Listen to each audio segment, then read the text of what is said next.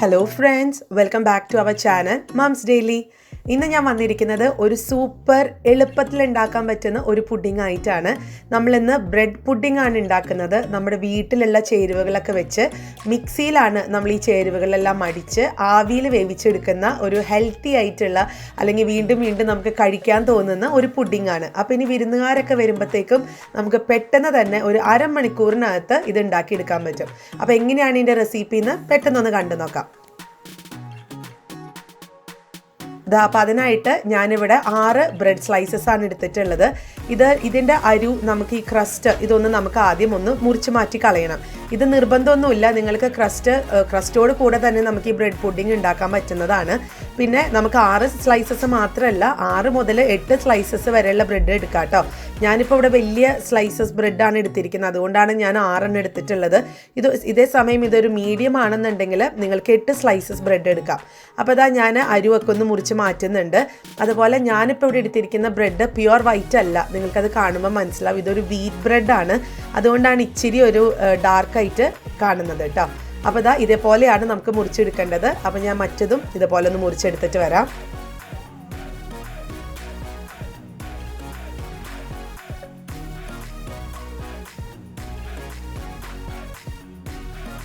ഇതാ ഞാനപ്പം ഈ ഒരു അരുവൊക്കെ മുറിച്ചെടുത്ത് വന്നിട്ടുണ്ട്.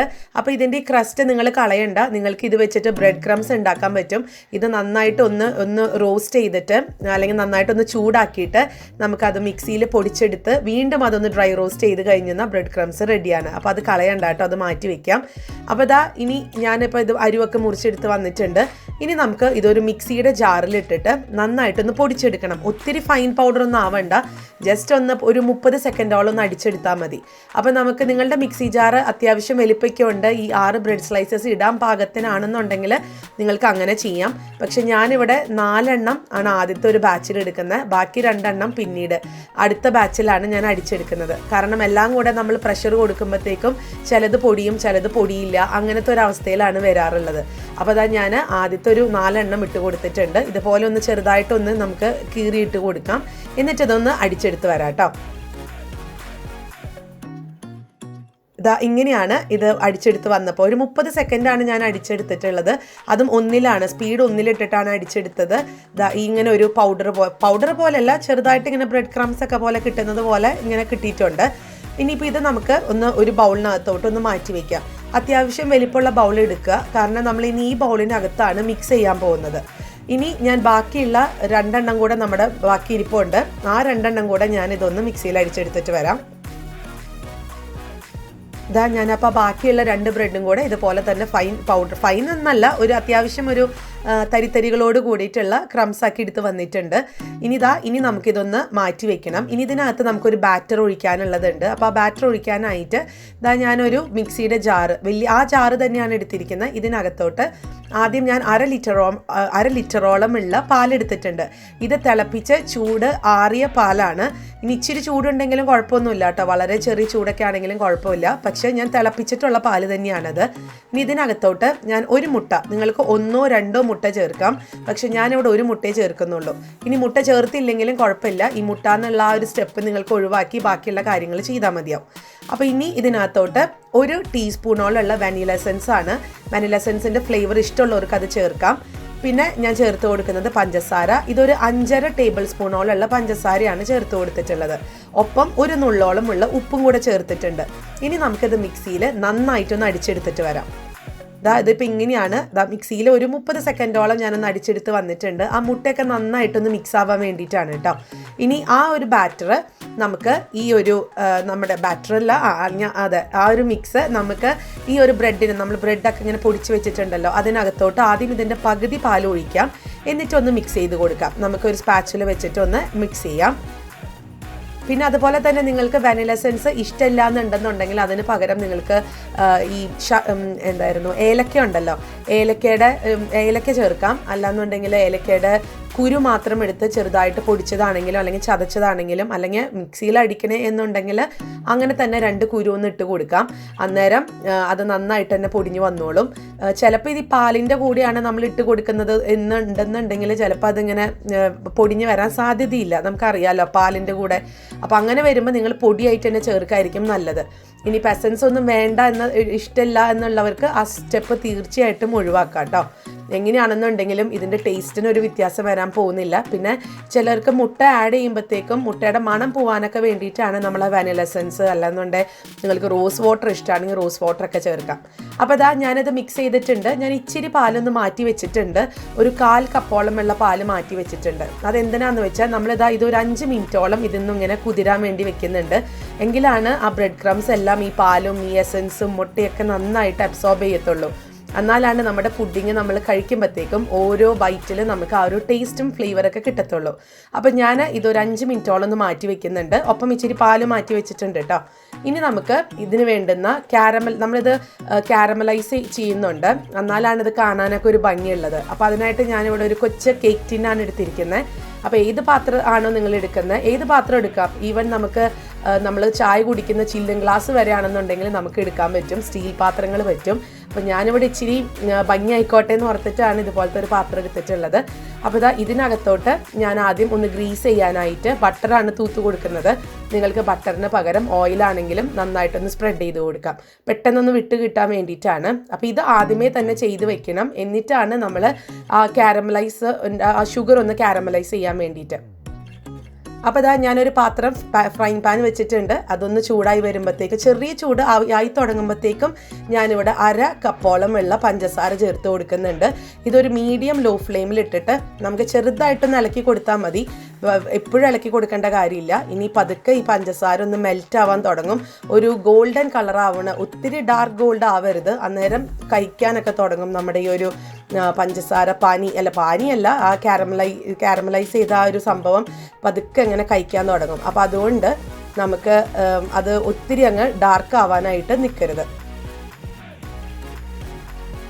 ഇതായിപ്പോൾ നിങ്ങൾക്ക് കാണാം, ചെറുതായിട്ട് കണ്ടോ ഇതുപോലെ പഞ്ചസാരൊക്കെ ഉരുകി വരാൻ തുടങ്ങിയിട്ടുണ്ട്. ഇവിടെ ഇപ്പോൾ ആദ്യമേ തന്നെ നമുക്കൊരു ബ്രൗൺ കളർ കിട്ടുന്നുണ്ട് കേട്ടോ. അപ്പോൾ ചില പഞ്ചസാരകൾക്ക് പെട്ടെന്ന് തന്നെ ഈ ബ്രൗൺ കളർ കിട്ടണം എന്നില്ല, ചിലപ്പോൾ അതിങ്ങനെ പതുക്കെ ബ്രൗൺ കളർ കിട്ടത്തുള്ളൂ. ഇവിടെ ഇപ്പോൾ എന്തുകൊണ്ടോ ഞാനെടുത്ത പഞ്ചസാരയ്ക്ക് ഇവിടെ പെട്ടെന്ന് തന്നെ ആദ്യത്തെ പ്രാവശ്യം തന്നെ അത് ഉരുകി തുടങ്ങുമ്പോഴത്തേക്കും ബ്രൗൺ കളർ ആയിട്ടുണ്ട്. അപ്പോൾ നമുക്ക് കുറച്ച് നേരം കൂടെ ഒന്ന് വെയിറ്റ് ചെയ്യാം. അപ്പോൾ നമ്മുടെ ഷുഗറൊക്കെ നന്നായിട്ട് മെൽറ്റായി വന്നിട്ടുണ്ട്. ഇതാണ് നിങ്ങൾക്കിനി ബട്ടർ സ്കോച്ചിൻ്റെ ഒക്കെ ഒരു ടേസ്റ്റ് വേണമെന്നുണ്ടെങ്കിൽ ഇതിനകത്ത് ഫ്ലെയിം ഓഫ് ചെയ്തതിന് ശേഷം ഒരു 3 ടേബിൾ സ്പൂൺ ബട്ടർ ഒന്ന് ചേർത്ത് കൊടുത്തെന്നാൽ നല്ലൊരു ബട്ടർ സ്കോച്ചിൻ്റെ ഫ്ലേവർ കിട്ടും കേട്ടോ. ഞാനങ്ങനെ ചെയ്തിട്ടില്ല, അങ്ങനെ ഇഷ്ടമുള്ളവർക്ക്. ഇനി നമുക്ക് ഉടനെ തന്നെ പിന്നെ വെയിറ്റ് ചെയ്യരുത്, കാരണം ഇത് പെട്ടെന്ന് തന്നെ അത് കട്ടയാവും.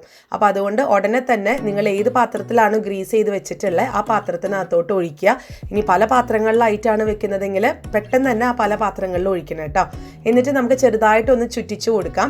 അപ്പോൾ ഇതാണ് നമ്മുടെ കാരമൽ. ഇത് നമ്മൾ നന്നായിട്ട് തന്നെയാണ്, ഇത് ഒരു പഞ്ചസാരയ്ക്കകത്ത് വെള്ളമോ അങ്ങനെ ഒന്നും ചേർക്കേണ്ട കാര്യമില്ല. പഞ്ചസാര തന്നെ സമയമെടുത്ത് ഇച്ചിരി നേരം ഒന്ന് വെയിറ്റ് ചെയ്യണമെന്ന് മാത്രം, അതിങ്ങനെ കാരമലൈസ്ഡ് ആയിട്ട് വരും. അപ്പോൾ ഇത് നമുക്കൊന്ന് കട്ടയാവാൻ വേണ്ടി വെയിറ്റ് ചെയ്യാം. അതൊരു 1 മിനിറ്റിനകത്ത് കട്ടയാവും കേട്ടോ, നമുക്ക് അതുവരെ വെയിറ്റ് ചെയ്യാം. അപ്പോൾ ആ നേരം നമ്മൾ കുതിർക്കാൻ വെച്ചിട്ടുള്ള നമ്മുടെ ബ്രെഡ് എന്തായി നോക്കാം. അപ്പോൾ ബ്രെഡിലത്തെ പാലൊക്കെ ഇച്ചിരിയൊക്കെ അത് കുടിച്ച്, ബ്രെഡ് പാലൊക്കെ കുടിച്ച് അതിങ്ങനെ ഇച്ചിരി ടൈറ്റായിട്ട് വന്നിട്ടുണ്ട്. അപ്പോൾ അതുകൊണ്ട് ഞാൻ മിക്സിയിൽ ഇച്ചിരി ഒരു 1/4 കപ്പോളമുള്ള ഒരു പാല് മാറ്റി വെച്ചിട്ടുണ്ടായിരുന്നു. അതപ്പോൾ ഞാൻ കുറച്ചും കൂടെ ഒന്ന് ഒഴിച്ചു കൊടുത്ത് ഒന്ന് മിക്സ് ചെയ്യാണ്. നിങ്ങൾക്കിനി നല്ല കട്ടിയിലുള്ള പുഡിംഗ് ആണ് വേണ്ടതെങ്കിൽ ഇങ്ങനെ തന്നെ നിങ്ങൾക്ക് യൂസ് ചെയ്യാം. ഞാൻ ഇച്ചിരി ഒന്ന് ലൂസാക്കിയിട്ടുണ്ട്, എങ്കിലാണ് അത് ഇവിടെ കുഞ്ഞുങ്ങൾക്കൊക്കെ അങ്ങനെയാണ് കഴിക്കാൻ ഇഷ്ടം. അല്ലെങ്കിൽ പിന്നെ ഒത്തിരി അങ്ങ് എന്താ പറയുക, അങ്ങനെ വെള്ളം പോലെ ഇരിക്കും. അപ്പോൾ അതുകൊണ്ട് ഞാൻ ഈ ഒരു പരുവത്തിനാണ് എടുത്തിട്ടുള്ളത്. പാല് കൂടാതിരിക്കാനും ശ്രദ്ധിക്കണം കേട്ടോ. അപ്പോൾ ഇനിയിപ്പോൾ ഈ ഒരു കാരമല് ഞാനൊന്ന് തൊട്ട് നോക്കി, 1 മിനിറ്റ് പോലും എടുത്തില്ല, ഞാൻ ജസ്റ്റ് ഒന്ന് തൊട്ട് നോക്കിയപ്പോഴത്തേക്കും കണ്ടോ കയ്യിലൊന്നും ഒട്ടിപ്പിടിക്കുന്നില്ല, ചൂടൊക്കെ ആറിയിട്ടുണ്ട്, അത് കട്ടയായിട്ടുണ്ട്. ഇനി ഈ കാരമൽ ഒഴിച്ച് വെച്ചിരിക്കുന്ന പാത്രത്തിനകത്തോട്ട് നമ്മൾ ബ്രെഡിൻ്റെ മിക്സ് ഒന്ന് ഒഴിച്ചു കൊടുക്കുകയാണ്. അത്രയേ ഉള്ളൂ. എന്നിട്ട് ഒന്ന് ലെവൽ ചെയ്തെടുക്കുക. എന്നിട്ട് നമ്മൾ ആവി കയറ്റിയെടുക്കാൻ പോവാണ്. ഇത് വളരെ സിമ്പിൾ ആയിട്ടുള്ള ഒരു പുഡിംഗ് ആണ്. ഞാനിങ്ങനെ പറയുമ്പോഴത്തേക്കുമാണ് നിങ്ങൾക്കത് ഒത്തിരി ഉള്ള പോലെ തോന്നുന്നത്. അതുപോലെ തന്നെ എന്നോട് കുറേ പേര് പറഞ്ഞു ഇങ്ങനെ ഒത്തിരി, ചിലവർ പറയും ഒത്തിരി എക്സ്പ്ലെയിൻ ചെയ്യണ്ട, ചിലവർ പറയും ഒത്തിരി എക്സ്പ്ലെയിൻ ചെയ്തത് കൊണ്ട് ഞങ്ങൾക്ക് മനസ്സിലായി എന്നൊക്കെ. അപ്പോൾ ഇത് എന്ന് പറയുന്നത് എൻ്റെ ഒരു രീതിയാണ്, ഇങ്ങനെ ഡീറ്റെയിൽ ആയിട്ട് പറഞ്ഞു പോവാന്നുള്ളത്. അപ്പോൾ ഞാനെപ്പോഴും ഒരു വീഡിയോ ഇടുമ്പം ഞാൻ പല ഓപ്ഷൻസും പറയാറുണ്ട്. ഇപ്പോൾ ഒരു കാര്യത്തിൽ മാത്രമല്ല ഞാൻ, കാരണം ആ ഒരു കാര്യം എല്ലാ വീടുകളിലും ഉണ്ടാവണം എന്നില്ല. അപ്പോൾ അതുകൊണ്ട് ഞാൻ അതിന് പല എന്താ പറയുക ഓപ്ഷൻസുകളാണ് പറയുന്നത്. അപ്പം അങ്ങനെയാണ് എൻ്റെ സംസാരം നീണ്ടു പോകുന്നത് കേട്ടോ. അപ്പം അങ്ങനെ ഇഷ്ടമില്ലാത്തവരുണ്ടെന്നുണ്ടെങ്കിൽ ക്ഷമിക്കുക. അപ്പോൾ ഞാനെന്തൊന്ന് ലെവൽ ചെയ്തിട്ടുണ്ട്. ഇനി നമുക്കിതൊന്ന് ആവി കയറ്റണം. അപ്പോൾ അതിന് മുന്നേ ഞാനിതൊന്ന് മൂടി വെക്കുന്നുണ്ട്. നിങ്ങൾക്കൊന്നില്ലെങ്കിൽ കറക്റ്റ് ഇതിൻ്റെ ഒരു മൂടിക ഉണ്ടെങ്കിൽ മൂടി വെക്കാം. അല്ല എന്നുണ്ടെങ്കിൽ ഫോയിൽ പേപ്പറാണ് സത്യത്തിൽ ഏറ്റവും നല്ലത്. കാരണം ഇതിനകത്ത് നമുക്ക് ചെറുതായിട്ടൊരു ഓട്ടകളൊക്കെ ഇട്ട് കൊടുക്കണം. അതിനകത്തുള്ള ആ ഒരു വെള്ളം തങ്ങി അതിനകത്ത് വീഴാതിരിക്കാൻ വേണ്ടിയിട്ടാണ് നമ്മൾ അങ്ങനെ ചെയ്യുന്നത്. അപ്പോൾ ഞാൻ ഫോയിൽ പേപ്പർ വെച്ചിട്ട് നന്നായിട്ടൊന്ന് ഒത്തിരി ടൈറ്റ് ആക്കണ്ട, എന്നാലും അത്യാവശ്യം അത് ഊരിപ്പോവാത്ത രീതിയിൽ ഞാനൊന്ന് ഒന്ന് ഫിക്സ് ചെയ്ത് കൊടുക്കുന്നുണ്ട്. ഇനി ഇതിനകത്ത് ഞാൻ ചെറിയ ഓട്ടകൾ ഇട്ട് കൊടുക്കുകയാണ്. അപ്പോൾ അതിനായിട്ട് ഒരു കത്തി എടുത്തിട്ടുണ്ട്. അന്ന് വെച്ച് നമുക്കൊരു 5-6 ഓട്ടകൾ അത്രയും മതിയാവും. കാരണം നമ്മളിത് ചെയ്യുന്നത് എന്തിനാണെന്ന് വെച്ച് കഴിഞ്ഞാൽ ഇതിനകത്ത് ആവി ഇങ്ങനെ മേലോട്ട് പോയി കഴിയുമ്പോഴത്തേക്കും ആ വെള്ളം ഇതിനകത്ത് തങ്ങി വീഴാതിരിക്കാൻ വേണ്ടിയിട്ടാണ് നമ്മളിങ്ങനെ ചെയ്യുന്നത് കേട്ടോ. അപ്പോൾ ഞാനൊരു സ്റ്റീമർ വെച്ചിട്ടുണ്ട്. ഈ സ്റ്റീമറിൽ നിന്ന് സ്റ്റീം പതുക്കെ വന്ന് തുടങ്ങിയിട്ടുണ്ട്. ആ ഒരു സമയത്ത് നമ്മുടെ പാത്രം ഇതിനകത്തൊന്ന് വെച്ച് കൊടുക്കാം. എന്നിട്ടിതൊന്ന് മൂടി വെച്ചിട്ട് ഏകദേശം ഒരു 20 മിനിറ്റോളം നമുക്കിതൊന്ന് മീഡിയം ഹൈ ഫ്ലെയിമിൽ തന്നെ ഇട്ട് കൊടുക്കാം. പെട്ടെന്ന് തന്നെ ആയി കിട്ടും കേട്ടോ. 15 മുതൽ 20 മിനിറ്റ് ആണ് ഇതിൻ്റെ ഒരു കറക്റ്റ് സമയം. നിങ്ങളൊരു 15 മിനിറ്റ് ആകുമ്പോൾ ഒന്ന് ഇടയ്ക്കൊന്ന് തുറന്ന് നോക്കണം ഇതെന്തായി എന്നുള്ളത്. അപ്പോൾ ആദ്യമായിട്ടൊക്കെ ഉണ്ടാക്കുന്നവരാണെന്നുണ്ടെങ്കിൽ ഒരു 15 മിനിറ്റ് തുടങ്ങി നമുക്കൊന്ന് നോക്കി തുടങ്ങാം. അപ്പോൾ നമുക്ക് നോക്കാം, ഒരു 15-20 മിനിറ്റ് കഴിയുമ്പോൾ നോക്കാം. അപ്പോൾ ഇവിടെ ഏകദേശം ഒരു 20 മിനിറ്റ് ആയിട്ടുണ്ട്. ഞാൻ ഫ്ലെയിം ഓഫ് ചെയ്തു. അപ്പോൾ ഞാൻ ഇടയ്ക്കൊന്ന് നോക്കിയായിരുന്നു കേട്ടോ ഇതായോ എന്നുള്ളത്. അപ്പോൾ കറക്റ്റ് ആയിട്ടുണ്ട്. കറക്റ്റ് 20 മിനിറ്റ് തന്നെയാണ് എടുത്തിട്ടുള്ളത്. അപ്പോൾ നമുക്കിതൊന്ന് തുറന്ന് നോക്കാം.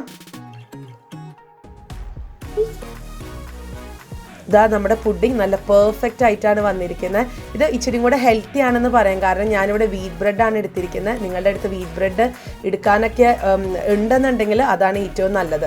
നിങ്ങൾക്ക് വേണമെന്നുണ്ടെങ്കിൽ ഒരു കത്തി വെച്ചിട്ട് അല്ലെങ്കിൽ ഒരു സ്ക്യൂവർ വെച്ചിട്ട് ചെറുതായിട്ടൊന്ന് പ്രസ് ചെയ്ത് ഇതിനകത്തൊന്ന് കുത്തി കൊടുത്തിട്ട് അത് വളരെ സ്മൂത്തായിട്ടാണ് പോരുന്നത് എന്നുണ്ടെങ്കിൽ ഇതായി എന്നാണ് അർത്ഥം കേട്ടോ. അല്ലെങ്കിൽ ഒരു 5 മിനിറ്റും കൂടെ നിങ്ങളൊന്ന് എക്സ്ട്രാ വെച്ചാൽ മതിയാവും. അപ്പോൾ ഞാനിതൊന്ന് മാറ്റി വെച്ചിട്ടുണ്ട്. ഇതൊന്ന് ചൂടാറുന്നത് വരെ നമുക്ക് വെയിറ്റ് ചെയ്യാം. ഇത് നന്നായിട്ട് ചൂടാറി കഴിഞ്ഞ് ഞാൻ പക്ഷെ ഉടനെ തന്നെ ഞാൻ ഒരു സെർവിങ് ഡിഷിലോട്ട് മാറ്റുകയാണ്. നിങ്ങൾക്ക് ഫ്രിഡ്ജിൽ വെച്ച് കഴിക്കണമെന്നുണ്ടെങ്കിൽ നിങ്ങൾക്ക് ഫ്രിഡ്ജിനകത്ത് ഒരു 2-3 മണിക്കൂർ സെറ്റ് ചെയ്ത് കഴിഞ്ഞാൽ നല്ല പെർഫെക്റ്റ് ആയിട്ട് കിട്ടും. അതൊക്കെ നമ്മുടെ ഇഷ്ടമാണ്. അപ്പോൾ ഞാനിതൊരു പാത്രത്തിനകത്തോട്ടൊന്ന് മറിച്ചിട്ട് കൊടുക്കുകയാണ് കേട്ടോ. എന്നാലാണ് നമുക്ക് ആ പെർഫെക്റ്റ് ആയിട്ട് ആ ഭംഗി ആ മേലെ കണ്ടോ ഈ ഒരു പെർഫെക്ഷനിൽ നമുക്ക് കിട്ടണമെന്നുണ്ടെങ്കിൽ ഇതുപോലെ ഒന്ന് മറിച്ചിട്ട് കൊടുക്കണം. അപ്പോൾ നമ്മുടെ കാരമലാണ് ആ കാണുന്നത്. നന്നായിട്ട് കാരമലൊക്കെ നമ്മുടെ പാത്രത്തിലൊക്കെ ഒഴുകി ഇത് ഇച്ചിരി ചൂടോടുകൂടിയാണല്ലോ നമ്മൾ ഫ്രിഡ്ജിനകത്ത് വെക്കാത്തത് കൊണ്ട് തന്നെ നല്ല ഭംഗിയാണ് ഇത് കാണാനും. പെട്ടെന്ന് തന്നെ ആ സിറപ്പൊക്കെ ഇങ്ങനെ ഒഴുകി വരുന്നതൊക്കെ. അപ്പോൾ എല്ലാവരും ട്രൈ ചെയ്ത് നോക്കുക. വളരെ സോഫ്റ്റ് ആയിട്ടുള്ള കുഞ്ഞുങ്ങളാണെങ്കിലും വലിയവരാണെങ്കിലും വീണ്ടും വീണ്ടും കഴിക്കുന്ന ഒരു റെസിപ്പിയാണ്, ഒരു പുഡിംഗാണ്. നിങ്ങൾ കഴിക്കുക, ഉണ്ടാക്കുക. അതുപോലെ തന്നെ ഇഷ്ടപ്പെട്ട് കഴിഞ്ഞാൽ ഈ ഒരു വീഡിയോ ലൈക്ക് ചെയ്യാനും ഷെയർ ചെയ്യാനും കമൻറ്റ് ചെയ്യാനും ഒന്നും മറക്കരുത്. ഒപ്പം നമ്മുടെ ഈ ചാനൽ ആദ്യമായിട്ടാണ് കാണുന്നതെങ്കിൽ സബ്സ്ക്രൈബ് ചെയ്യാനും മറക്കരുത് കേട്ടോ.